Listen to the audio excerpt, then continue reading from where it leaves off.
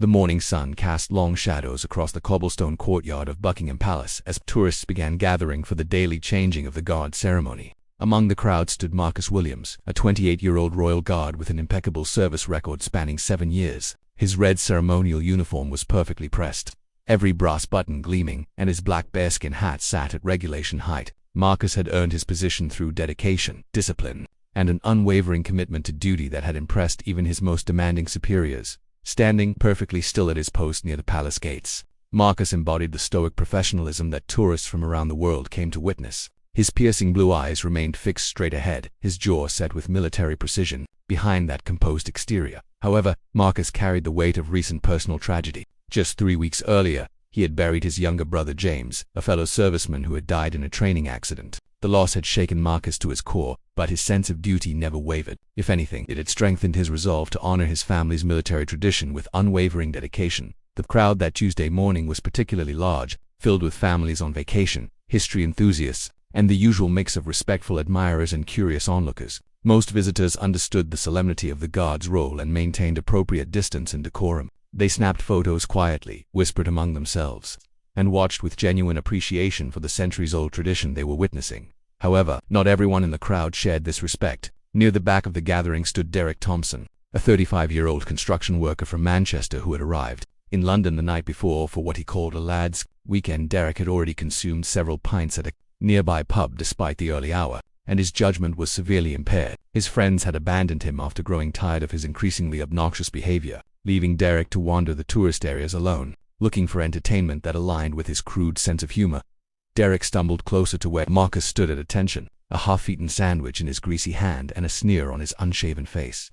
The contrast between the two men couldn't have been starker. Where Marcus represented discipline, honor, and service, Derek embodied everything opposite: disrespect, entitlement, and a complete lack of consideration for others or the significance of the moment. "Look at this one," Derek slurred loudly enough for nearby tourists to hear, pointing rudely at Marcus, standing there like a bloody statue. "Bet he thinks he's something special in that fancy dress-up costume." Several families with children moved away, uncomfortable with Derek's aggressive tone and the smell of alcohol that seemed to follow him like a cloud. Marcus remained motionless, his training allowing him to filter out the disruption while maintaining his ceremonial duties. He had dealt with difficult tourists before. It was an unfortunate but regular part of the job. Most troublemakers eventually grew bored and moved on when they failed to get a reaction. Marcus hoped this would be another such incident that would resolve itself without escalation. But Derek was not like most troublemakers. His alcohol-fueled bravado was building, fed by what he perceived as Marcus's arrogance in ignoring him. "Oi, toy soldier," Derek called out, taking several unsteady steps closer. "I'm talking to you. Too good to acknowledge the people who pay your wages." The crowd around them grew noticeably uncomfortable. Parents pulled their children closer, and several tourists began recording with their phones, sensing that something unpleasant was about to unfold. A few concerned onlookers looked around for security personnel, but none were immediately visible in the immediate vicinity. Marcus could feel the situation escalating, but his training held firm. Royal guards were instructed to remain at their posts unless directly threatened with physical harm. Verbal harassment, unfortunately, was something they were expected to endure while maintaining their dignity and the dignity of the crown they represented. Marcus's breathing remained steady, his posture unchanged, even as Derek's taunts grew louder and more personal. "My brother died serving this country," Derek suddenly shouted, though those who knew him would have been surprised to learn he had any siblings at all. "And here you are, playing dress-up and pretending to be some kind of hero." The irony of his words was lost on Derek, who had no idea that Marcus was genuinely grieving the recent loss of his own brother, a brother who had died in actual service to their country. What happened next shocked everyone present. In a moment of drunken rage and stupidity, Derek hurled his sandwich directly at Marcus's pristine uniform. The mess of bread, meat, and condiments splattered across the front of Marcus's red tunic, leaving greasy stains on fabric that represented centuries of British military tradition and honor. Mustard dripped down the front of the uniform while pieces of lettuce and tomato clung to the ornate braiding. A collective gasp rose from the crowd of tourists. Children pointed in disbelief while their parents stared in horror at the unprecedented disrespect they had just witnessed. Even in an age where public behavior had generally declined, this level of disrespect toward a member of the Royal Guard was shocking to behold. Phones were now recording from multiple angles as word of the incident began spreading through the gathered crowd like wildfire. Marcus felt the wet, cold mess seeping through his uniform to his skin beneath. For the first time in his 7 years of service, he felt his carefully maintained composure crack. His jaw tightened almost imperceptibly, and those watching closely could see the slightest change in his breathing. The food sliding down his uniform wasn't just an insult to him personally, it was an attack on everything he had dedicated his life to defending. Derek, meanwhile, seemed pleased with himself, grinning stupidly at his handiwork while swaying on his feet. "There," he announced loudly to anyone within earshot. "Now the toy soldier doesn't look so perfect, does he?" His laughter was harsh and grating, cutting through the stunned silence that had fallen over the immediate area. What Derek didn't realize was that his actions had crossed a line that would have consequences far beyond what his alcohol-addled brain could comprehend. Throwing objects at a royal guard wasn't just disrespectful behavior that would result in a stern warning or request to leave the premises. It was a criminal offense that carried serious legal ramifications, and the entire incident had been captured on dozens of phones and likely several security cameras positioned around the palace grounds. More importantly, Derek had no way of knowing what kind of man he had just humiliated. Marcus Williams wasn't just any royal guard going through the motions of a ceremonial duty. He was a decorated serviceman carrying fresh grief, a man whose dedication to his duty had been forged through years of genuine sacrifice and loss. And in the moments following Derek's disgusting display, something was stirring behind Marcus's composed exterior, something that would soon manifest in a way that no one in that crowd, least of all Derek himself, could possibly anticipate. The stage was set for a confrontation that would be talked about for years to come, shared across social media platforms, and ultimately serve as a powerful reminder that actions have consequences, especially when those actions show such profound disrespect for those who dedicate their lives to serving something greater than themselves.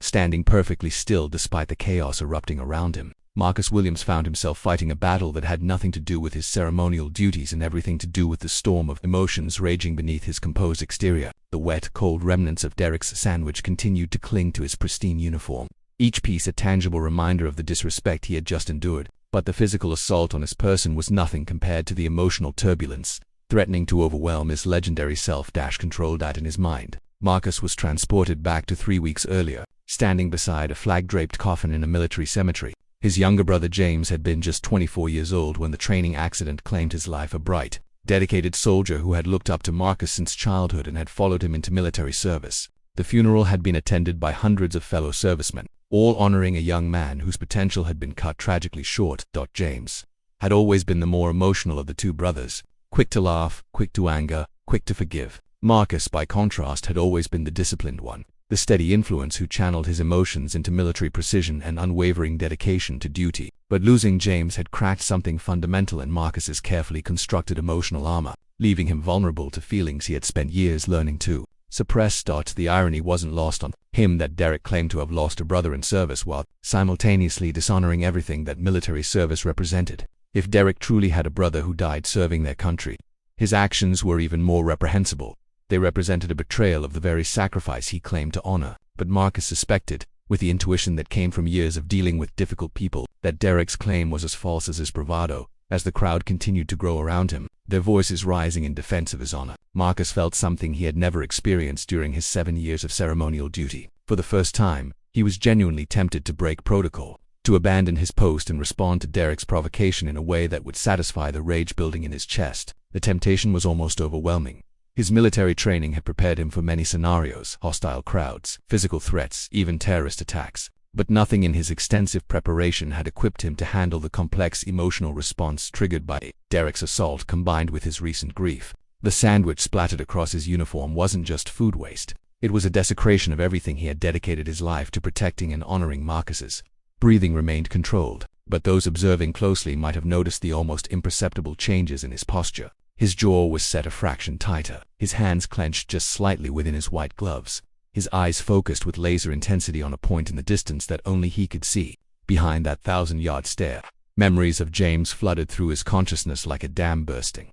He remembered James at age 12, watching Marcus's first ceremonial posting with wide-eyed admiration. "When I grow up, I want to be exactly like you, Marcus," James had whispered that day, his small hand slipping into his older brother's.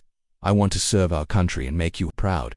He remembered James during basic training, struggling with the physical demands but never complaining, never giving up, driven by a determination to prove himself worthy of the family's military tradition. Marcus had been so proud of his brother's perseverance, his refusal to quit even when instructors pushed him beyond what seemed possible. Most painfully, he remembered James's last text message, sent just hours before the training accident. "Thanks for always believing in me, big brother." Everything I am is because you showed me what honor looks like. I love you." Those words echoed in Marcus's mind as Derek's laughter continued to ring across the courtyard. The contrast between James's genuine respect for military service and Derek's obvious contempt created a cognitive dissonance that threatened to shatter Marcus's professional composure. How could someone claim to honor military sacrifice while simultaneously spitting on everything it represented? The crowd's growing support should have been comforting, but instead it added another layer of complexity to Marcus's internal struggle. These strangers, tourists from around the world, understood the significance of what Derek had done better than Derek himself seemed to. They recognized the assault on tradition, honor, and respect that Derek's actions represented. Their outrage validated Marcus's own feelings while simultaneously reminding him of his duty to remain above the fray.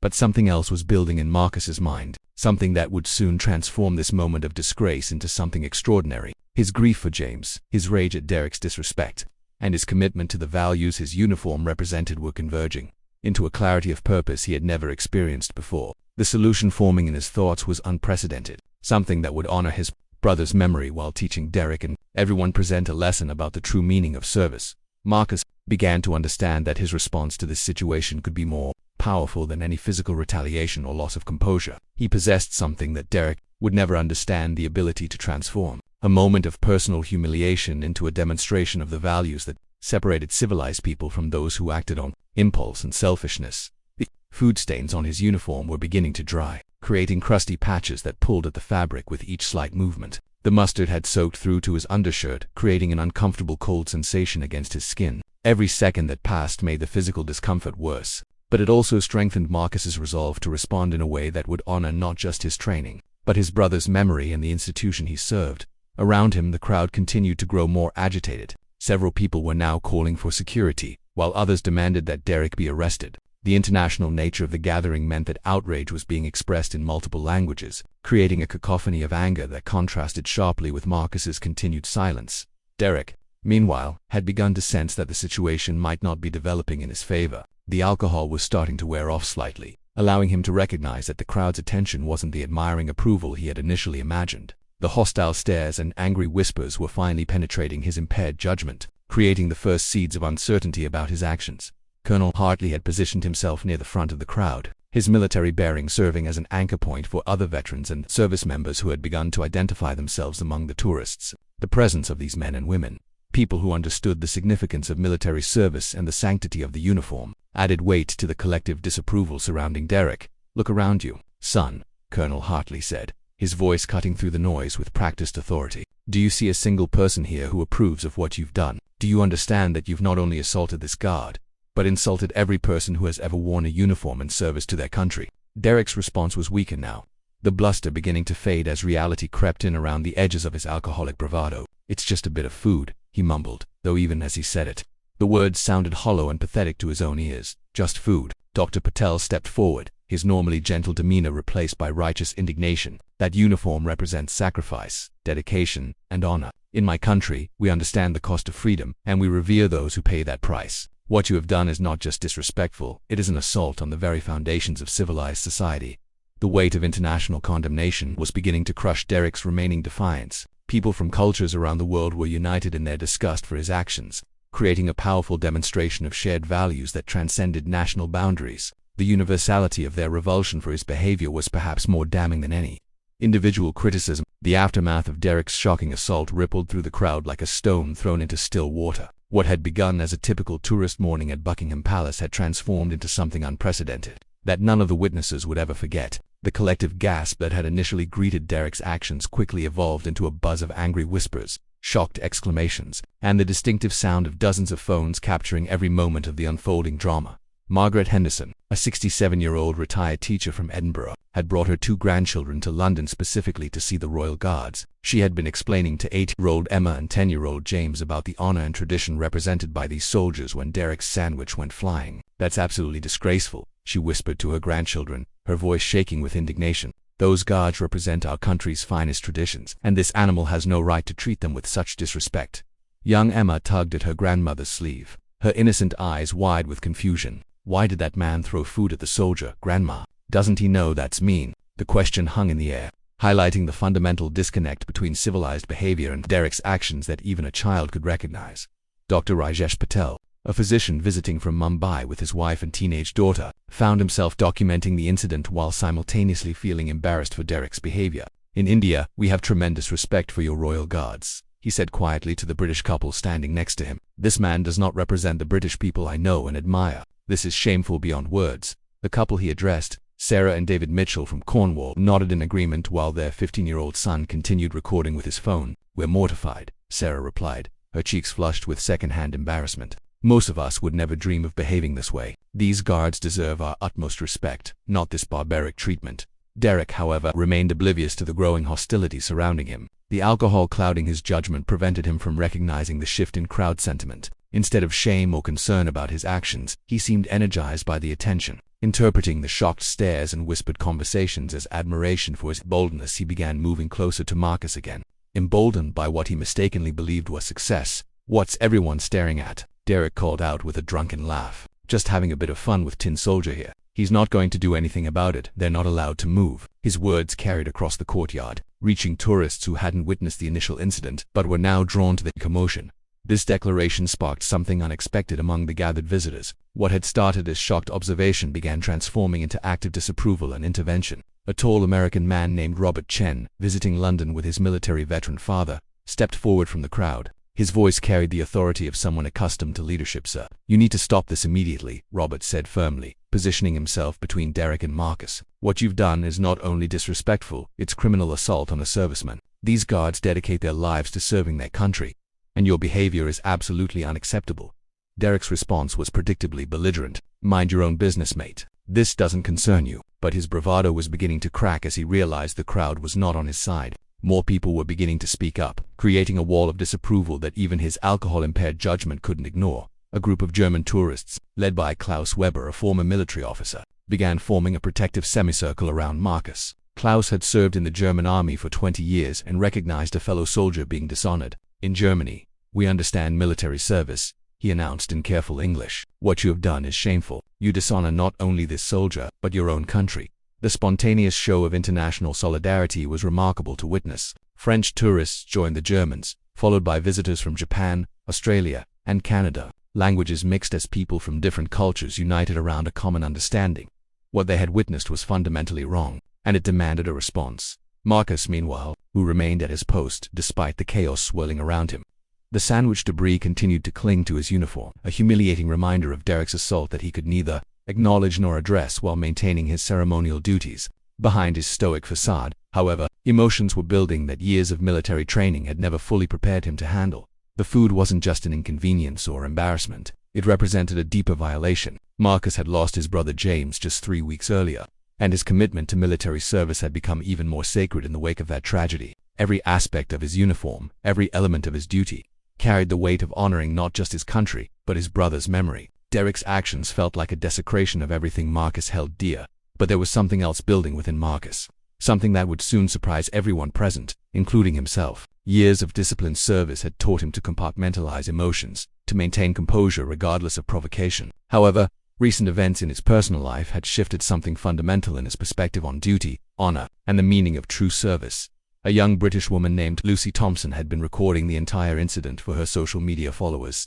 As a military spouse whose husband was deployed overseas, she felt a personal connection to Marcus's situation. "This is absolutely disgusting," she said into her phone's camera while live streaming. "My husband serves in Afghanistan, and seeing this treatment of a royal guard makes me sick. This man should be arrested." Her live stream was being watched by hundreds of viewers in real time, and the comments section exploded with outrage and support for Marcus. Within minutes, her video was being shared across multiple platforms, bringing the incident to the attention of viewers around the world. The power of social media was turning a local incident into an international story. Derek's friends, who had earlier abandoned him at the pub, were now watching the unfolding drama from across the courtyard. They had followed the crowd noise and arrived just in time to see their companions surrounded by angry tourists and covered in their collective disapproval. Even in their own intoxicated state, they could see that Derek had crossed a serious line.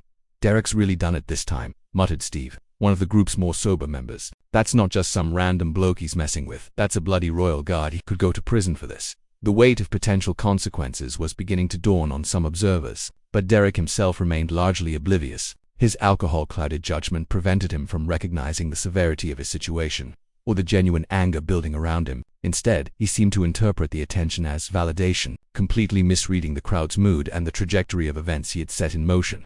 An elderly gentleman named Colonel William Hartley, retired from the British Army after 40 years of service, pushed through the crowd with the determination of someone accustomed to taking charge in difficult situations. His weathered face was flushed with anger, and his military bearing remained evident despite his civilian clothes. "Young man," Colonel Hartley addressed Derek with the voice of command he had perfected over decades of military leadership. "Do you have any idea what you've just done? That uniform you've desecrated represents hundreds of years of British military tradition. Men have died defending what that uniform stands for."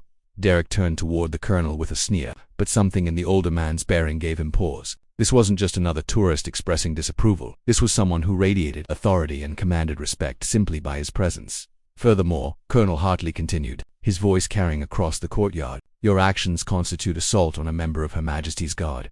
This is not a joke. This is not entertainment. And this will have serious legal consequences that will follow you for the rest of your life." The colonel's words seemed to penetrate Derek's alcoholic haze more effectively than the crowd's earlier protests. For the first time since the incident began, Derek looked uncertain, glancing around at the sea of the moment that would be replayed millions of times across social media platforms around the world began with the slightest movement of Marcus Williams's head. After standing perfectly still for nearly 10 minutes while Derek's assault played out and the crowd's anger built around him, Marcus made a decision that defied every expectation and transformed a moment of disgrace into something transcendent.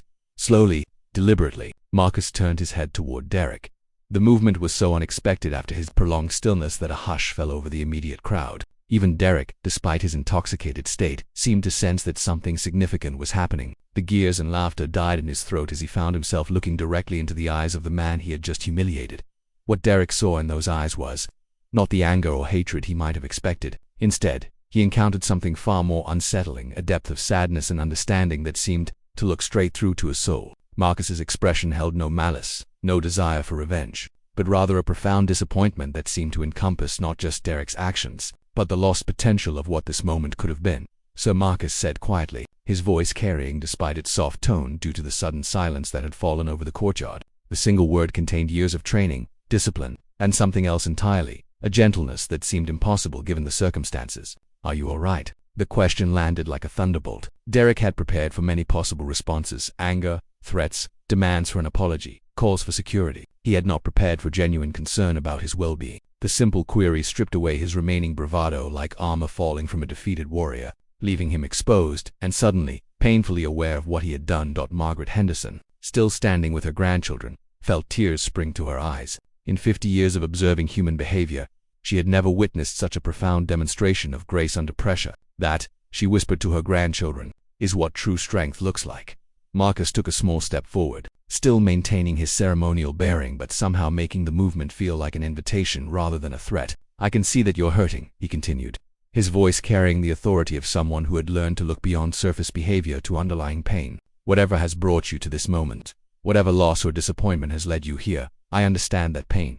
Derek's mouth opened and closed soundlessly. The sandwich debris still clung to Marcus's uniform, a visible reminder of the assault that had occurred just minutes earlier. Yet here was the victim showing compassion to his attacker. The cognitive dissonance was overwhelming, breaking through the alcohol and anger that had driven Derek's behavior.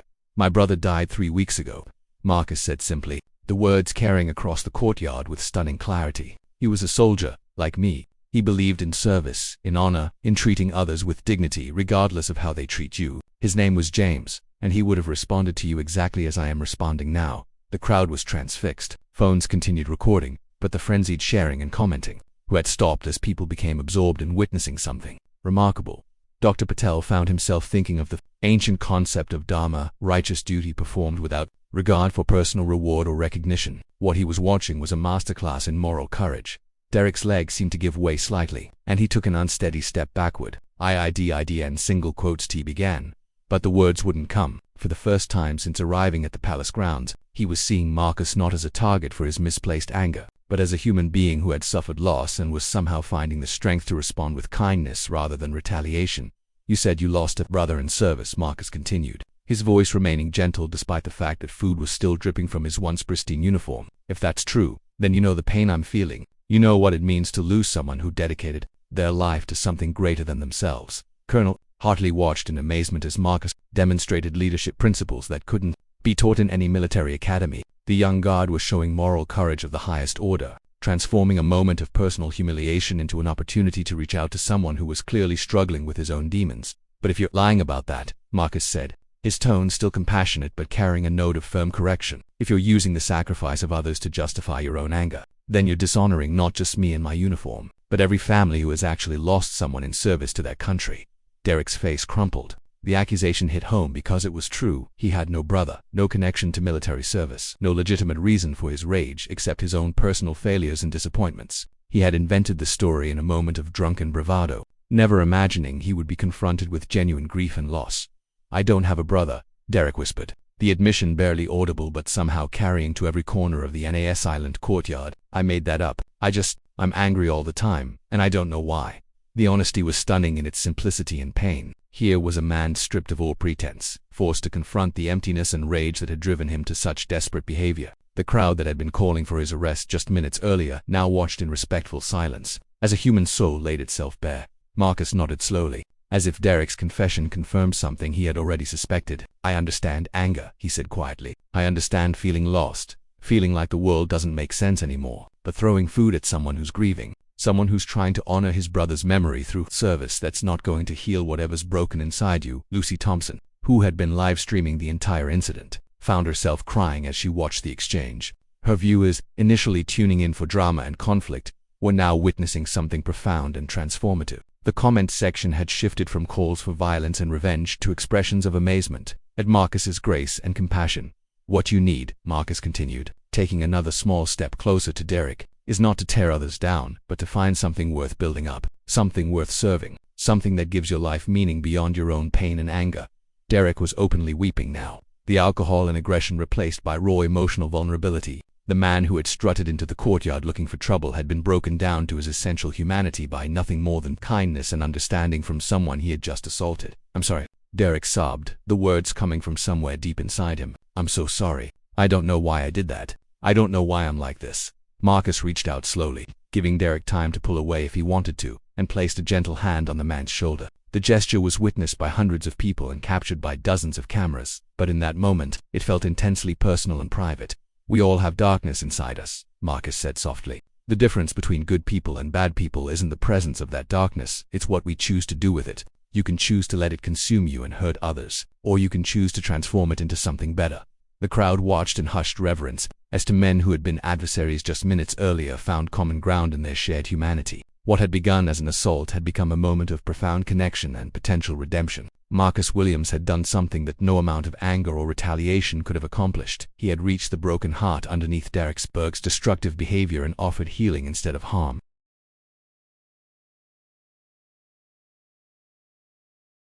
The morning sun lit up Buckingham Palace as tourists crowded around the courtyard, waiting for the famous changing of the guard. Cameras clicked, children pointed, and families whispered in awe as the royal guards stood like statues, their red coats shining, their black bearskin hats tall and heavy. Among them was Marcus Williams, a 28-year-old soldier with 7 years of service. His uniform was flawless, and his discipline unmatched. To the visitors, he looked like a figure carved out of stone, silent, still, and proud. But beneath that calm surface, Marcus carried a heavy weight. Just 3 weeks earlier, he had buried his younger brother James, who had died in a military training accident. Marcus had promised himself that he would honor his brother's memory through his service, no matter how much it hurt inside. The crowd admired him quietly, yet one man broke the peace. Derek Thompson, a 35-year-old construction worker from Manchester, stumbled forward. He had been drinking all morning, and his face was red, his words slurred. While most tourists respected the guards, Derek did not. He sneered at Marcus, calling him a toy soldier, mocking his uniform, and shouting insults. Families moved their children away, uncomfortable with his loud behavior. Marcus stood tall, his eyes fixed straight ahead, showing no reaction. But Derek was not satisfied. The more Marcus ignored him, the more aggressive Derek became. Finally, in a drunken act of disrespect, Derek hurled his half-eaten sandwich directly at Marcus. The food splattered across the guard's perfect red tunic. Mustard and tomatoes slid down the fabric, staining the uniform that represented centuries of tradition. Gasps filled the air. Phones rose higher as people recorded the shocking moment. Marcus felt the cold mess seeping through his uniform. For the first time in years of service, his composure cracked, if only slightly. He was grieving, and now he had been humiliated in front of hundreds. The crowd looked on in outrage, whispering, filming, and shouting at Derek. Some called for security, but none had arrived yet. Derek grinned proudly, as though he had won some battle. But he had no idea what he had started. This was no ordinary guard. Marcus was not only a man in a uniform, he was a brother in mourning, a soldier bound by honor, and a person whose restraint was about to be tested in ways no one expected. Marcus stood frozen, the food dripping from his uniform, but inside his chest, his heart pounded. He thought of James's brother's smile, his laughter, his final words in a text message hours before he died. "Thanks for always believing in me, big brother. I love you." Those words echoed in Marcus's head as Derek laughed cruelly. The insult was not just against him, but against the very memory of the brother he had just laid to rest. Marcus clenched his jaw, his gloves tightening slightly over his hands. His training told him to remain still, but his grief pulled him in another direction. The tourists around him grew restless. Some shouted at Derek to stop. Others stepped forward, their anger rising. Among them was an older man, Colonel Hartley, a retired soldier who knew exactly what that uniform meant. His sharp voice carried over the crowd as he scolded Derek. "You don't just throw food at a soldier," he barked. "You've insulted every man and woman who has ever served." At his side, Dr. Patel, a gentleman visiting from abroad, added, "That uniform is a symbol of sacrifice. What you have done is shameful." Their words carried power, and the crowd rallied behind them, condemning Derek. Yet Marcus remained still, his eyes distant. Inside his mind he was reliving James's funeral, the flag-draped coffin, the sound of rifles firing in salute, the tears he refused to let fall. James had been the emotional one, quick to laugh, quick to forgive. Marcus had been the strong one, the steady one. But losing his brother had left a crack in his armor. Now, standing in front of Derek, Marcus felt that crack widening. He knew he could not lash out violence, would dishonor everything James believed in. But he also knew he could not stay silent forever. The food on his uniform had dried into sticky patches, the mustard soaking through to his skin. The crowd's voices grew louder, their anger rising. Some called for Derek to be arrested, others demanded he apologize. Derek, still drunk, muttered excuses, claiming his own brother had died in service. But Marcus knew it was a lie. He could see through Derek's false bravado, and the thought of someone pretending to share his pain made his blood boil. Yet, even in his fury, Marcus felt a strange clarity. He realized that this moment was bigger than Derek. This was about showing the world what true strength looked like. He had a choice, to give in to anger, or to rise above it. The crowd held its breath as Marcus finally moved. After standing like stone for so long, the small turn of his head felt like an earthquake. Slowly, his piercing blue eyes locked onto Derek. The courtyard fell silent, the only sound the faint hum of distant traffic. Derek froze, the grin fading from his face as he met Marcus's gaze. But instead of rage, he saw something else: sadness, depth, and a disappointment so heavy it made his stomach twist. Then, in a voice calm but strong, Marcus spoke. "Sir," he said, the single word echoing through the silence. "Are you all right?" The question stunned everyone. No one had expected compassion. Derek stumbled, his mouth opening and closing. The man he had mocked, insulted, and humiliated was asking if he was all right. The weight of those words broke through his drunken haze. For the first time, he felt shame creeping into his chest. Marcus took a careful step forward, his bearing still formal, but his presence somehow gentle. "I can see you're hurting," he continued, his voice steady. "Whatever brought you here today, whatever anger you carry, I understand. I lost my brother 3 weeks ago. His name was James. He was a soldier, like me. He believed in honor. He believed in treating people with respect, even when they don't deserve it. If he were here, he would show you kindness, not anger." The crowd listened in silence. The phones recorded every word, but for many, the screens were forgotten. Tears filled Margaret Henderson's eyes as she whispered to her grandchildren, "This is what true strength looks like."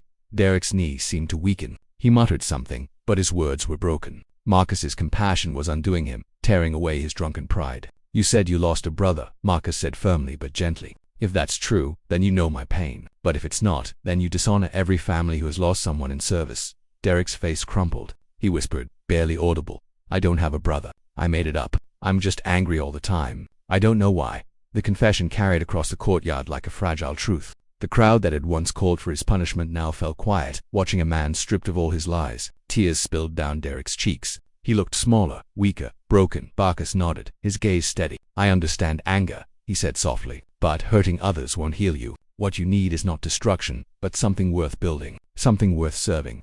Find meaning in something greater than yourself." Slowly, Marcus placed a gloved hand on Derek's shoulder. The crowd gasped softly at the gesture. Two men who had been enemies just minutes earlier now stood in quiet connection. Derek wept openly, sobbing apologies, and Marcus, still covered in food, stood tall, offering forgiveness instead of retaliation. The moment spread across the world in hours. Videos flooded social media, showing the royal guard who chose compassion over anger. Headlines called him a hero, not for his stillness, but for his humanity. People everywhere were moved by the sight of a soldier, humiliated in public, choosing to extend kindness. Some called it weakness, but most saw it as the highest form of strength. At Buckingham Palace, officials reviewed the incident. Some worried Marcus had broken protocol by speaking, but public opinion was overwhelming. Letters poured in, praising his restraint, his dignity, and his compassion. Veterans wrote to him, saying he had shown leadership that inspired them. Families who had lost soldiers wrote to thank him for honoring their sacrifices. Marcus read each letter in silence, thinking of James. His brother had wanted to live with honor, and now Marcus felt he had carried that torch in the most unexpected way. Derek's life also changed. Arrested that day, he faced charges for his actions, but Marcus's words echoed in his mind. For the first time, he admitted to himself that he needed help. He entered a rehabilitation program, sought counseling, and began working to rebuild his life. The courtyard of Buckingham Palace had never witnessed a scene like this before. The once rowdy crowd stood in complete silence, their phones raised, but their hearts caught in the raw humanity of what was unfolding before their eyes. For a moment, time seemed to stop as Marcus Williams, the soldier who had been humiliated just minutes earlier, extended compassion instead of anger. His uniform was still stained with mustard and crumbs, but somehow he stood taller than ever, transformed from a silent guard into a symbol of dignity and strength. Derek Thompson, the man who had started it all with his drunken bravado, now stood shaking and sobbing, no longer the aggressor but a broken man unraveling in front of hundreds of strangers. The tears streaming down his face mixed with shame, regret, and the weight of his confession. He had admitted he never had a brother, that his earlier words were a drunken lie. Yet somehow Marcus's kindness had given him the courage to be honest. Perhaps for the first time in years, a ripple of emotion swept through the crowd. Parents held their children a little closer, whispering lessons about respect and kindness into their ears. Veterans in the audience exchanged glances of quiet pride, recognizing in Marcus's actions a level of leadership and honor that went beyond ceremonial duty. Even tourists who had come simply for photos and spectacle found themselves deeply moved, realizing they had witnessed something that would stay with them for a lifetime. Colonel Hartley, the retired officer who had tried to scold Derek earlier, now stood with tears glistening in his eyes. He had spent decades teaching young soldiers about discipline and honor. But here was a young man showing a lesson more powerful than any lecture. That, he muttered under his breath, is the true spirit of service. Derek fell to his knees, his voice cracking as he repeated his apology again and again. I'm sorry. I'm so sorry. Double quotes. The man who had once been jeering and mocking was now a figure of pity, stripped of his pride, facing the consequences of his own actions in the most public way possible. Yet instead of humiliation, Marcus had given him an unexpected gift, the chance at redemption.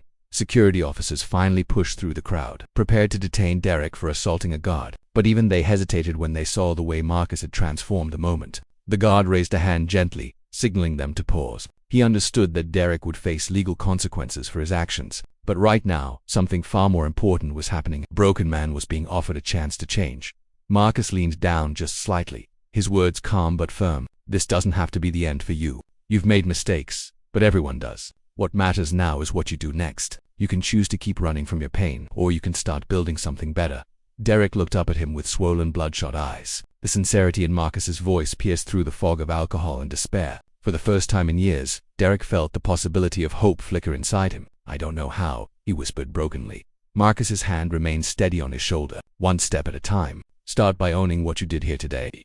Then find something worth living for beyond your anger. The crowd, many of whom had come expecting only a routine ceremony, erupted into applause. It wasn't for the spectacle of a confrontation but for the extraordinary humanity they had just witnessed. Phones captured every angle, and within hours, the footage would spread across the world, drawing millions of views. But for those who were there in person, the memory was more than viral content. It was a moment of true transformation. As Derek was finally escorted away by security, he glanced back at Marcus one last time. The soldier gave him a small nod, not of approval for his actions, but of belief that change was possible. That simple gesture would stay with Derek long after the alcohol wore off, haunting him but also guiding him toward a better path.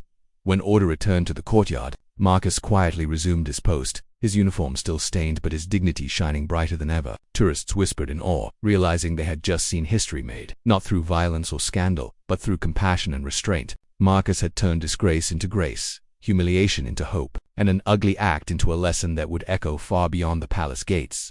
That night, as Marcus finally changed out of his soiled uniform, he thought of his brother James. For the first time since the funeral, he felt a sense of peace. He knew James would have been proud not because Marcus had defended his honor with force, but because he had shown the world what true strength really was. In that moment, Marcus understood that his brother's spirit would live on, not just in memory, but in every act of dignity and compassion he chose to embody. And for Derek Thompson, the man who had once been the villain of the story, this day would mark the beginning of a new chapter. A day when the kindness of a soldier began to break through years of anger and bitterness. A day when the world stopped to watch a man fall, only to witness him being lifted not by force, but by the simple power of grace.